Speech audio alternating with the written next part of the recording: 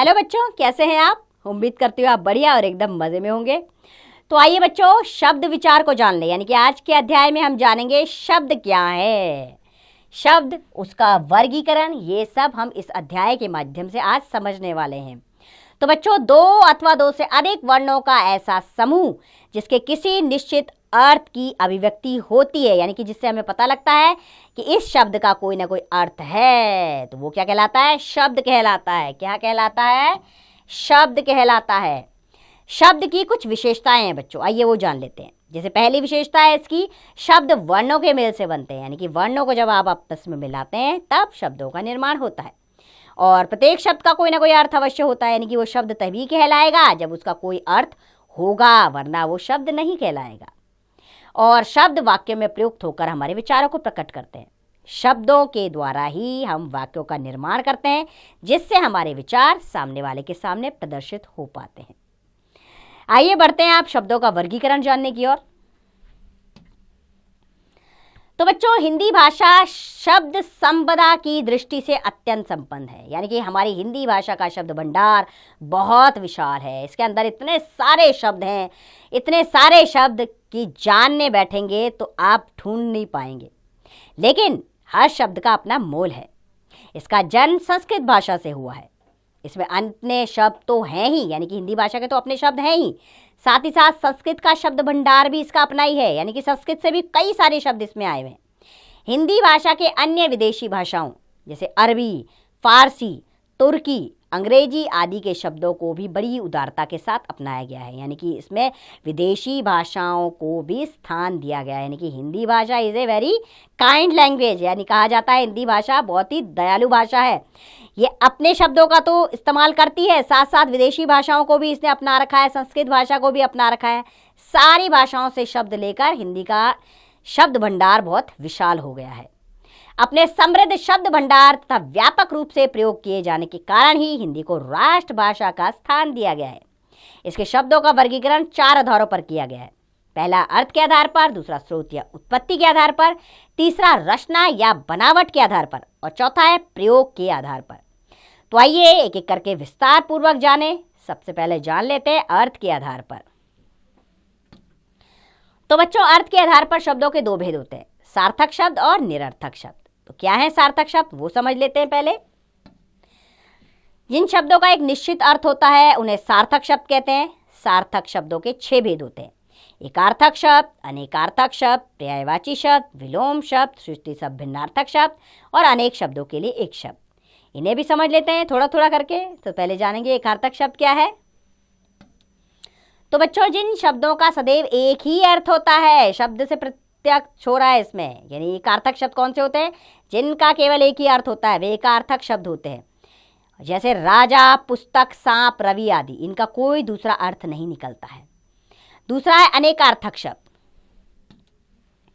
अर्थात जिन शब्दों के एक से अधिक अर्थ होते हैं वे अनेकार्थक शब्द कहलाते हैं। जैसे अंक, गोद, नाटक का खंड, संख्या आदि, यानी इनके अलग अलग अर्थ हो सकते हैं। यानी कि अंक एक शब्द है, इसका अर्थ गोद भी हो सकता है, नाटक का खंड भी है और संख्या भी है इसका, यानी कि एक ही शब्द और उसके अर्थ अलग अलग। तीसरा है पर्यायवाची शब्द, अर्थात किसी शब्द का समान अर्थ प्रकट करने वाले शब्द पर्यायवाची शब्द कहलाते हैं। जैसे अग्नि, अग्नि को आग भी कहते हैं, पावक भी कहते हैं, अनल भी कहते हैं, ज्वाला भी कहते हैं, यानी कि इतने सारे शब्द, इनका मतलब एक ही है। अगला आता है विलोम शब्द, अर्थात किसी शब्द का विपरीत यानी उल्टा अर्थ देने वाले शब्द विलोम शब्द कहलाते हैं। जैसे अच्छा का बुरा, छोटा का बड़ा, ऊंचा का नीचा। पांचवा आता है श्रुति सम भिन्नार्थक शब्द, अर्थात ऐसे शब्द जो सुनने में तो लगभग समान लगते हैं किंतु उनके अर्थ भिन्न भिन्न होते हैं, वह श्रुति सम भिन्नार्थक शब्द कहलाते हैं। जैसे जरा, जरा का अर्थ होता है बुढ़ापा और जरा का अर्थ होता है थोड़ा, यानी कि सुनने में एक जैसे लगते हैं लेकिन अर्थ अलग अलग होते हैं। एक नुक्ता से अर्थ में परिवर्तन आ गया। छठा है अनेक शब्दों के लिए एक शब्द,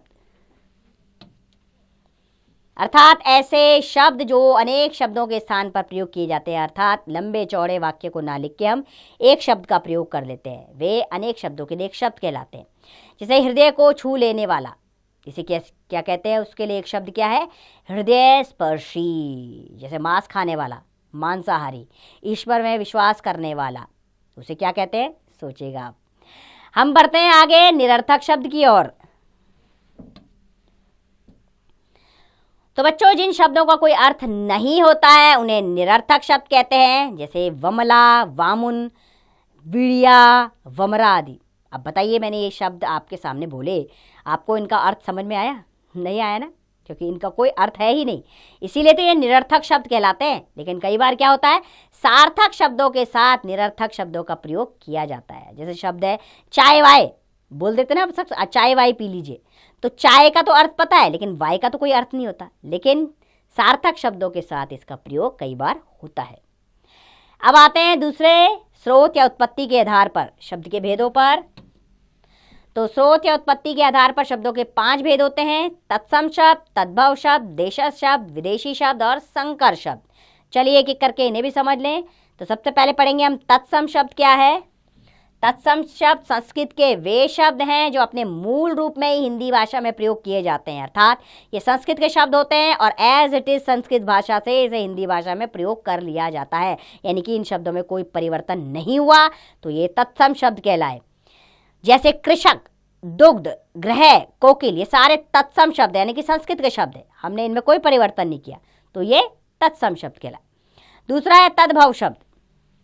तद्भव शब्द ये भी संस्कृत के ही शब्द होते हैं, अर्थात संस्कृत के जो शब्द बदले हुए रूप में हिंदी भाषा में प्रयोग किए जाते हैं, अर्थात संस्कृत के शब्दों में हम थोड़ा बहुत बदलाव करके हिंदी भाषा में प्रयोग करते हैं, तब वे तद्भव शब्द कहलाते हैं। जैसे कृषक की जगह हमने किसान लिख दिया तो ये तद्भव कहलाया है, दुग्ध की जगह दूध लिख दिया तद्भव कहलाया है, गृह की जगह घर लिख दिया तद्भव हो गया, कोकिल की जगह कोयल लिख दिया तो तद्भव शब्द कहलाया ये। आइए कुछ और तत्सम तद्भव शब्द जानें। जैसे स्वर्ण तत्सम शब्द है, इसका तद्भव है सोना। अश्रु का तद्भव है आंसू। मित्र का है दोस्त तद्भव शब्द। मयूर का तद्भव है मोर। कर्ण का कान, मुख का मुंह। आम्र का आम, भ्राता का भाई। वायु का तद्भव है हवा। अश्व का घोड़ा है तद्भव शब्द। धैर्य का धीरज। सूर्य का तद्भव है सूरज। तो ये तो हमने पढ़ लिए तत्सम तद्भव शब्द। अब हम बढ़ते हैं देशज शब्दों की ओर। तो जो शब्द देश के विभिन्न क्षेत्रीय बोलियों से हिंदी भाषा में लिए गए हैं वे देशज शब्द कहलाते हैं। जैसे झुग्गी, पगड़ी, लकड़ी, लुटिया, पड़ोसी, जूता आदि, ये सारे क्या है? देशज शब्द। अब आते हैं विदेशी शब्द की ओर। तो बच्चों, जो शब्द दूसरे देशों की भाषाओं से हिंदी भाषा में आए हैं वे विदेशी शब्द कहलाते हैं। जैसे अंग्रेजी के कुछ शब्द हैं, ये भी हिंदी भाषा में प्रयोग होते हैं, जैसे ticket, station, motor, engine, cycle, car, cup. अरबी भाषा के शब्द भी हिंदी भाषा में आते हैं, जैसे औरत, कानून, मेहनत, शर्त, रुखसत, अखबार, किस्मत। तुर्की के शब्द भी आते हैं, जैसे तोप, कैंची, चाकू, बंदूक, लाश, कुली, दरोगा। पुर्तगाली शब्द भी आते हैं हिंदी भाषा में, जैसे तौलिया, गमला, गोदाम, कमरा, साबुन, तंबाकू, बाल्टी आदि। ये सब क्या है? विदेशी शब्द है। और अगले हैं संकर शब्द। दो भाषाओं के मिश्रण से बने शब्दों को संकर शब्द कहा जाता है। जैसे टिकट घर, ये टिकट और घर दो शब्दों से मिलकर बना है। इसमें टिकट अंग्रेजी का शब्द है और घर हिंदी भाषा का शब्द है। तो ऐसे ही शब्दों को संकर शब्द कहा जाता है जो दो अलग अलग भाषाओं से मिलकर एक नया शब्द बना हो। अब बढ़ते हैं हम बच्चों रचना या बनावट के आधार पर शब्दों के भेद की ओर। तो रचना या बनावट के आधार पर शब्दों के 3 भेद माने गए हैं। पहला है रूढ़ शब्द, दूसरा यौगिक शब्द और तीसरा है योग रूढ़ शब्द। तो सबसे पहले जानेंगे हम रूढ़ शब्द क्या है। तो बच्चों, जो शब्द किसी सामान्य प्रचलित अर्थ को प्रकट करते हैं तथा जिसके टुकड़े नहीं किए जा सकते, अर्थात जिसे और खंडों में विभाजित नहीं किया जा सकता, और यदि किए भी जाएं तो उनका कोई अर्थ नहीं निकलता, वे रूढ़ शब्द कहलाते हैं। जैसे घोड़ा, मेज, पानी, पुस्तक आदि, ये सब क्या है? रूढ़ शब्द है। अगर आप इन्हें अलग करना चाहें तो उनका कोई अर्थ नहीं निकलेगा। घोड़ा में घो अलग कर दीजिए, अड़ा अलग कर दीजिए, देखिए घो का कोई अर्थ है नहीं है ना, इसीलिए ये रूढ़ शब्द कहलाते हैं। दूसरे होते हैं यौगिक शब्द, अर्थात जो शब्द 2 या 2 से अधिक शब्दों के योग से बनते हैं वे यौगिक शब्द कहलाते हैं। जैसे विद्या जमा आल्य, विद्यालय, प्रधान जमा मंत्री, प्रधानमंत्री, चाय जमा वाला, चाय वाला, अर्थात ये दो अलग अलग शब्दों के निर्माण से बनते हैं और दोनों अलग अलग शब्दों का अपना विशेष अर्थ होता है। तीसरा आता है योग रूढ़ शब्द, अर्थात जो शब्द दो या दो से अधिक शब्दों के योग से बनते हैं तो अपने शाब्दिक अर्थ को छोड़कर किसी विशेष अर्थ को दर्शाते हैं, अर्थात किसी तीसरे अर्थ की ओर इशारा करते हैं, वे योग रूढ़ शब्द कहलाते हैं।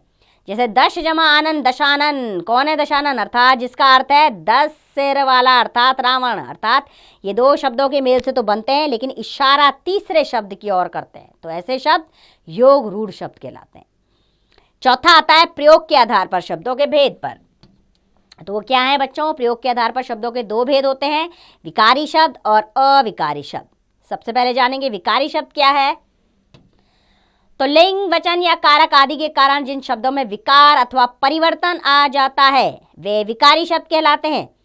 संज्ञा, सर्वनाम, विशेषण और क्रिया विकारी शब्द हैं, अर्थात इनमें परिवर्तन आता है। जैसे संज्ञा में हम एक शब्द ले लेते हैं बालक, तो ये कई तरह से लिखा जा सकता है, जैसे बालिका भी लिखा गया, बालकों भी, बालकों ने भी, परिवर्तन हुआ ना इसमें। सर्वनाम में यह वह शब्द लिया, वह का वे भी लिख सकते हैं। विशेषण में हरा शब्द लिया तो हरी, हरे भी होता है। क्रिया में जाएगा शब्द लिया तो जाएंगे भी हो सकता है, जाएगी भी होगा, जाएंगी भी होगा, इस तरह भी लिखा जाता है इसको, अर्थात इनमें बदलाव आता है, इसीलिए ये विकारी शब्द कहलाते हैं। और दूसरे तरह के होते हैं अविकारी शब्द। तो बच्चों जिनमें लिंग, वचन या कारक आदि के कारण जिन शब्दों में विकार अथवा परिवर्तन नहीं आता वे अविकारी शब्द कहलाते हैं। क्रिया विशेषण, संबंध बोधक, समुच्चय बोधक और विस्मय आदि बोधक अविकारी शब्द हैं। जैसे क्रिया विशेषण शब्द हैं कुछ कम, कल, उधर, चुपके चुपके। संबंध बोधक शब्द है के साथ, के भीतर, के कारण, के समान। समुच्चय बोधक शब्द हैं तथा, किंतु, अथवा, क्योंकि। और विस्मयादि बोधक शब्द हैं जैसे कुछ वाह, अरे, हाय, आह आदि। ये सब क्या हैं? अविकारी शब्द हैं। तो बच्चों ये अध्याय हमने आपको विस्तार पूर्वक समझाया, लेकिन एक बार आपके अभ्यास के लिए इस अध्याय को हम दोहरा लेते हैं। अर्थात दो अथवा दो से अधिक वर्णों का ऐसा समूह जिससे किसी निश्चित अर्थ की अभिव्यक्ति होती है शब्द कहलाता है। शब्दों का वर्गीकरण 4 आधारों पर किया जाता है, अर्थ के आधार पर, स्रोत या उत्पत्ति के आधार पर, रचना या बनावट के आधार पर तथा प्रयोग के आधार पर। अर्थ के आधार पर शब्दों के 2 भेद होते हैं, सार्थक शब्द तथा निरर्थक शब्द। और स्रोत या उत्पत्ति के आधार पर शब्दों के 5 भेद होते हैं, तत्सम, तद्भव, देशद, विदेशी तथा संकर शब्द। और रचना या बनावट के आधार पर शब्दों के 3 भेद होते हैं, रूढ़, यौगिक तथा योग रूढ़ शब्द। प्रयोग के आधार पर शब्दों के 2 भेद होते हैं, विकारी तथा अविकारी शब्द। मुझे पूरी उम्मीद है यह अध्याय आपको अच्छे से समझ आया होगा, लेकिन अभ्यास कार्य करने का कार्य तो आपका है। आपने करना है अभ्यास कार्य ताकि आप इस पाठ को और अच्छे से समझ पाएं। तो अब इसका अभ्यास कार्य आप स्वयं कीजिए।